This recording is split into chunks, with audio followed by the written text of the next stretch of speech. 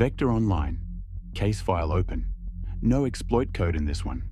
No malware.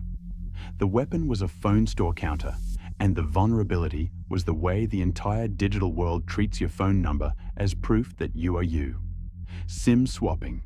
Attackers convincing or paying a carrier to move a victim's number onto their own SIM card, then catching every password reset and login code that follows.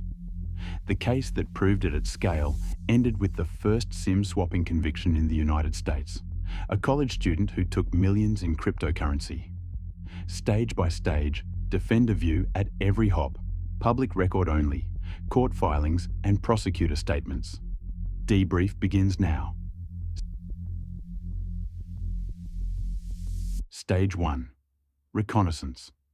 SIM swap crews pick targets the way burglars pick houses, by visible wealth. Cryptocurrency investors who spoke at conferences, posted holdings, or appeared in news stories were mapped through social media and data broker records, phone numbers included. In the Landmark case, prosecutors described targets selected around a major industry conference where attendance itself advertised that a phone number was worth attacking. Defender view. Recon here happens entirely off your network, which is the uncomfortable lesson. There is no log to watch. The defensive posture is exposure management, separating public identity from account recovery identity, an unlisted number for recovery, and the assumption that any number you have ever published is already on a target list. Stage 2. Access. The takeover happened at the carrier, not the victim. Crews used 2 documented doors, social engineering retail employees with rehearsed stories and forged details, or simply paying insiders, carrier employees bribed to run the swap from their own terminals, a pattern that appears across multiple federal prosecutions. Minutes later, the victim's phone goes dark, and every text message meant for them arrives in the attacker's pocket. Defender view. This is a kill point that belongs to the carriers, in-store identity verification, port and swap pins that cannot be bypassed by an employee under pressure, and insider monitoring that flags one retail account performing far more SIM changes than its store average. For individuals, a carrier pin and a port freeze raise the cost of every one of these doors. Stage 3. Discovery. With the number captured, the crew worked fast because dead phones get noticed. The first stop was the victim's email, requesting password resets that arrive as text codes, codes now flowing to the attacker. Inside the inbox, they searched for the words that matter: wallet, exchange, bank, seed, and built a map of where the money lived. Defender view. The artifacts allowed if anyone listens. A password reset followed within minutes by mailbox searches for financial keywords, new device logins from unfamiliar locations, mail forwarding rules created at strange hours. Email providers surface most of these signals. The defensive move that breaks this stage outright is removing text messages from email recovery entirely. An authenticator app or hardware key turns the stolen number into a dead end. Stage 4. Privilege escalation. Email was the master key. From it, the crew reset exchange accounts, and where victims kept cryptocurrency in online wallets, the text message code that exchanges treated as strong verification was now the attackers to receive. In the convicted case, individual victims lost amounts in the millions within hours of their phone going dark. Defender view. This is a kill point. Every account that chains its security back to text messages inherits the carrier's weakest employee. Exchanges and banks can require app-based or hardware verification for withdrawals, enforce cooling-off periods after credential or device changes, and treat a password reset plus an immediate withdrawal request as one combined red flag, because together, that sequence is the SIM swap signature. Stage 5. Lateral movement. One victim's contacts became the next target list.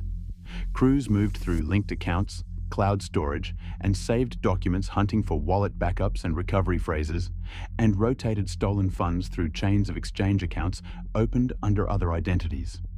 The operation looked less like hacking and more like logistics. Defender view.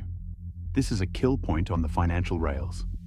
Exchanges that screen deposits arriving from freshly emptied victim accounts, that hold large first-time withdrawals, and that verify new accounts against known mule patterns, interrupt the laundering leg, and laundering is the stage these crews cannot skip.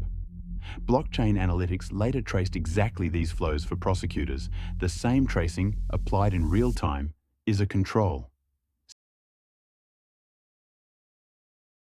Stage 6. Impact.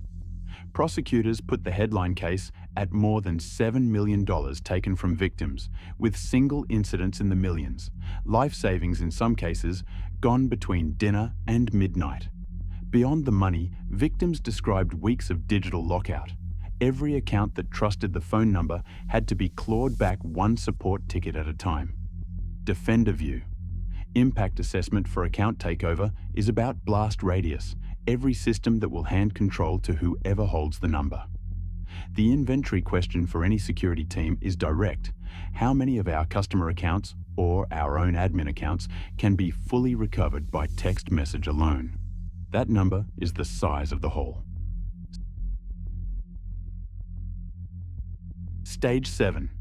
Fallout. A regional task force in California built the case, and in 2019, the lead defendant accepted a plea deal of 10 years, the first SIM swapping sentence in the United States. Prosecutions of swap crews and of bribed carrier insiders followed across the country, and carriers rolled out port freezes and stronger swap verification under regulatory pressure. Defender view. This is a kill point because attribution worked. Carrier records, exchange registrations, and blockchain traces stitched the crew to the thefts.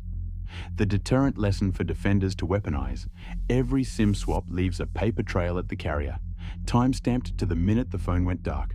Preserve it fast, and the chain runs backward to a person. Where it dies. 4 controls, 4 chances. First, carrier hygiene, swap and port pins, in-store verification that resists a story, and insider analytics on employees performing the swaps. Second, kill text message recovery. Authenticator apps and hardware keys turn a stolen number into a stolen nothing. Third, treat reset plus withdrawal as one event. A password change followed by an immediate transfer request is the signature. Hold it for review. Fourth, squeeze the laundering leg, exchange screening, and withdrawal holds. Take the profit out, and unprofitable crime does not scale. Defend, detect, respond. Your phone goes dark. Every account that relies solely on SMS for verification or recovery becomes accessible to whoever controls your number. SIM swapping doesn't need malware. It can exploit a carrier employee or process through social engineering, a weak identity check, or bribery. Documented prosecutions, including the Joel Ortiz case in 2019, show attackers ran this at scale for months before facing charges, with millions taken from victims. Your number is the master key. Is yours protected? What if your 2-factor code was delivered straight to the attacker? That's SIM swapping. Carrier-level access, no technical exploit required. In documented US prosecutions, victims saw accounts drained within hours of losing their number. Every account that trusts a text message inherits the carrier's weakest employee. How many of yours do? Case file closed. Next debrief. One reused password shuts down the fuel supply of the American East Coast. Ransomware as a service, a 5-day national emergency, and the kill points that could have stopped it at the login screen. The full stories behind these case files live on our sister channel, cybersecurity. Debrief complete. Go hunt.